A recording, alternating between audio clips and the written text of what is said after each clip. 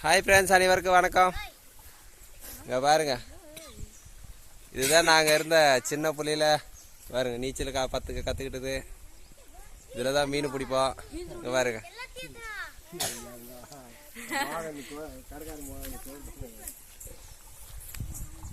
எங்கள் ஏரியா எப்படி இருக்குன்னு பாருங்க, பார்க்கலாம். அதை விட இதை பாருங்க,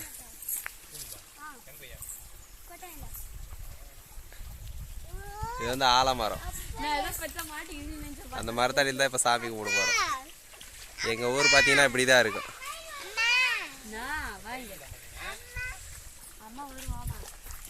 இதெல்லாம் நம்ம பொடுசுங்க.